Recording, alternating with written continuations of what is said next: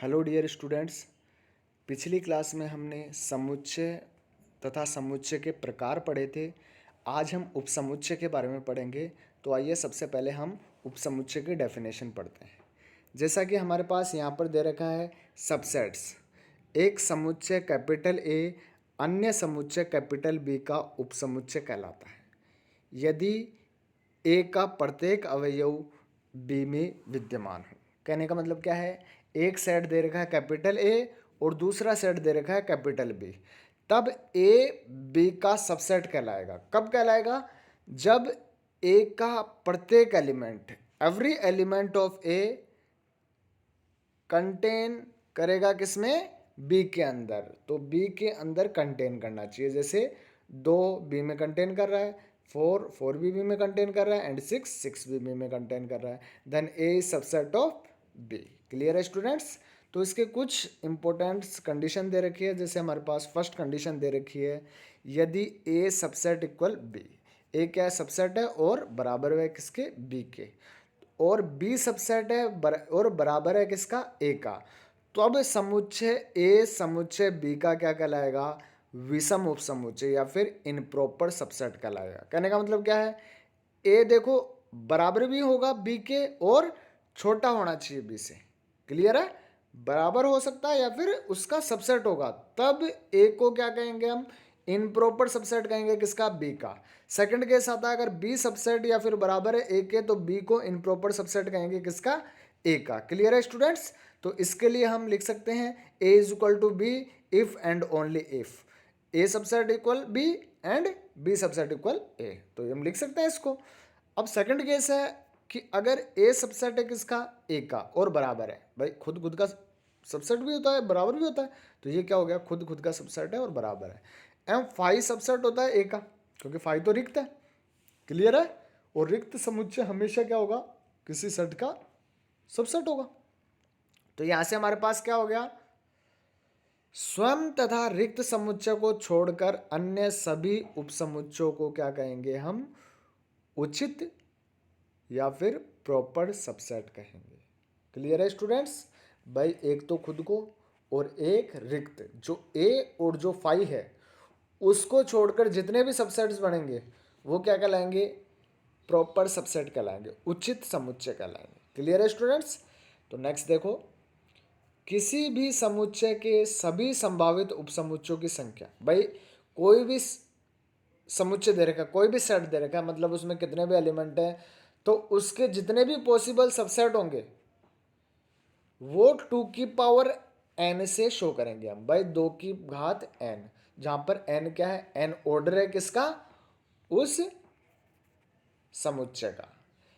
इस प्रकार प्रत्येक समुच्चय के 2 की पावर n माइनस 2 उचित उपसमुच्चय होते हैं। भाई प्रॉपर सबसेट कितने होंगे? तो जैसे 2 की पावर n माइनस 2, सपोज करो हमारे पास एक एग्जांपल ले, जैसे 1 एंड 2 ले लिया। ये एक के अंदर एलिमेंट है, इसका ऑर्डर कितना है? 2। तो 2 की पावर 2 कितने हो गए? 4। और 4 में इसके पॉसिबल सबसेट कितने हो गए? 4। 4 कैसे? एक तो 5 खुद, दूसरा खुद, एक तो 5 दूसरा खुद, और तीसरा 1 एंड चौथा 2। अब देखिए यहाँ पर इसके प्रॉपर और इनप्रॉपर निकालें, तो प्रॉपर सबसेट और इनप्रॉपर कौन से हो गए हमारे पास?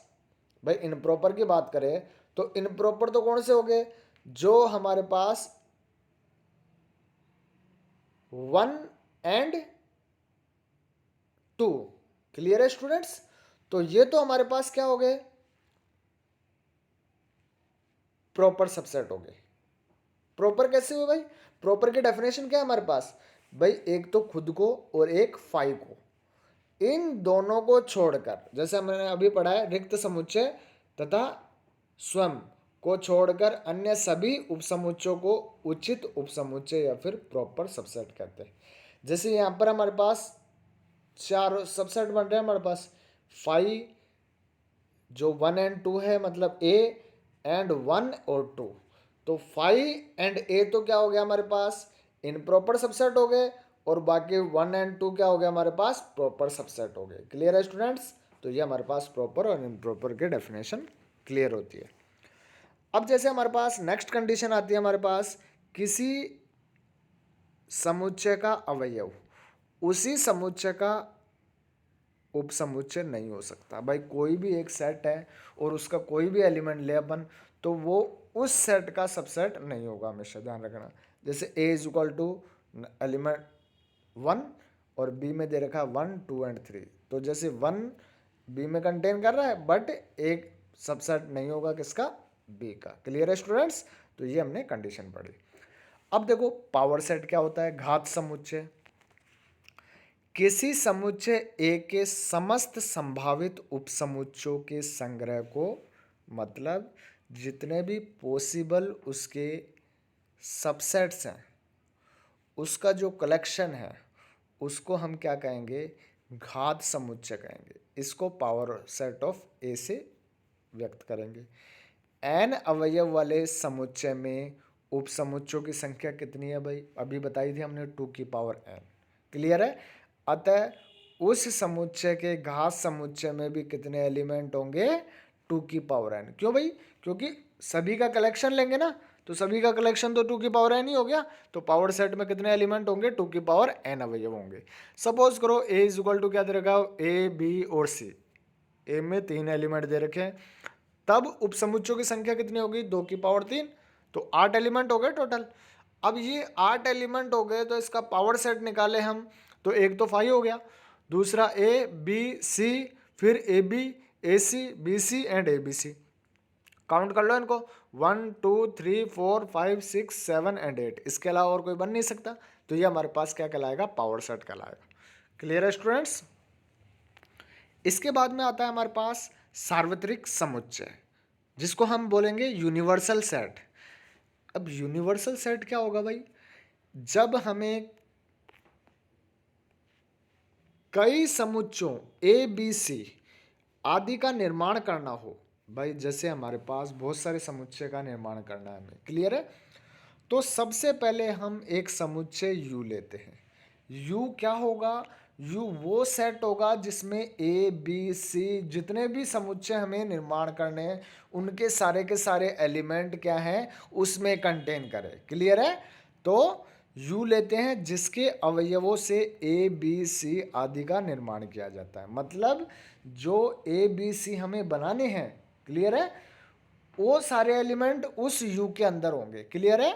अर्थात ए बी सी आदि सभी समुच्चय U के उपसमुच्चय हैं। क्लियर है स्टूडेंट्स? तब समुच्चय U को समुच्चय ए बी सी के लिए क्या कहेंगे, यूनिवर्सल सेट कहेंगे या फिर सार्वत्रिक समुच्चय कहेंगे। सपोज करो यहाँ पर एग्जांपल में देखो a is equal to X. X क्या है, परिमेय संख्या आ गई। फिर b क्या आ गया हमारे पास, x, और x क्या आ गई, अपरिमेय संख्या आ गई। तब u क्या होगा, वास्तविक संख्या है, मतलब रियल नंबर। क्यों? क्योंकि रियल नंबर से परिमेय और अपरिमेय संख्याएं दोनों आ गई, तब हम a और b दोनों का निर्माण कर सकते हैं। क्लियर है स्टूडेंट्स? तो इस प्रकार हमारा ये सार्वत्रिक समुच्चय कंप्लीट होता है। फिर हमारे पास नेक्स्ट आता है क्रमित युग्म या फिर ऑर्डर्ड पेयर। सामान्यतः समुच्चय में क्रम का कोई महत्व नहीं होता।